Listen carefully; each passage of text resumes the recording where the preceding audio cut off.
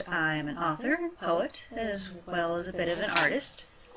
Right now I am experimenting with using Base Rig to live stream here on YouTube, and for this setups test run I am going to be reading the 3 poems that were written for the Patreon Mystical Creatures and Beasts for the month of April. These are in addition to my writings for the Selkie Skins manuscript that's currently in progress, book 2. So, those come out every other 2 weeks, every other week. But my goals for the Patreon itself, I have rearranged around a little bit. So right now we're sitting at the 3 poems a month, at least 1 video, and of course the Selkie Skins updates. So depending on how far up the monthly funding climbs, depends on how much more I will take on. So if you haven't gotten a chance to do that, please do go and visit me at Patreon. That's www.patreon.com/amehana. So for the very first poem that was released for this month, was released a little bit early to my Patreon patrons, and then I was intending it to be released on April 1st for everyone else. This one is titled That Sow. Stretching, pulling, ever mulling, do you know who does the sowing? They bring forth the vivid green, dancing beneath spring winds blowing. I wonder if you've ever seen those with the eyes that gleam, in the day and in the night, dancing from the flowing stream. Have you heard the pipes that play by the gloaming and the day, in the woods deep and dark, dressing April for the blessed May? They run now with the gilded heart that archer ne'er hath yet marked, with hoods of green like the spring and wings swift as the meadowlark. Stretching, pulling, ever mulling, do you know who does the sowing? They bring forth the vivid green of grass and tree quietly growing. So again, that was They That Sow.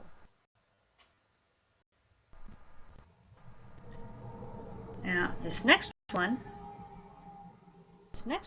and I forget what day I had publicly released this one, but this one is The Dun Cow. Blowing blows o'er fen and field, twixt the stones, standing on the moor.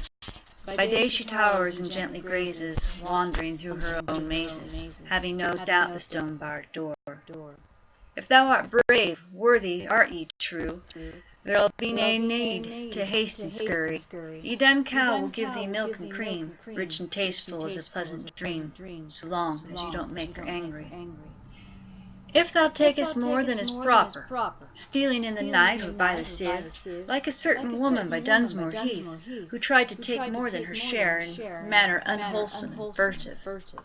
To this day there are pits and there are holes, prints where giant heels ardently hove, and a horn gleams long and sharp to gore the thieving in the dark and turn the sundered ground mauve.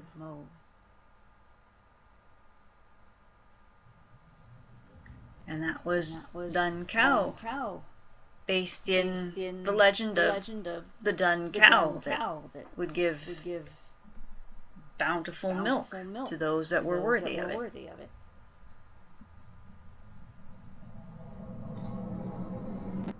And then this last one was just released today, and this is Manzanita. And if you really want a challenge, maybe you already know this one, but maybe you don't. If you answer in the comments below as to what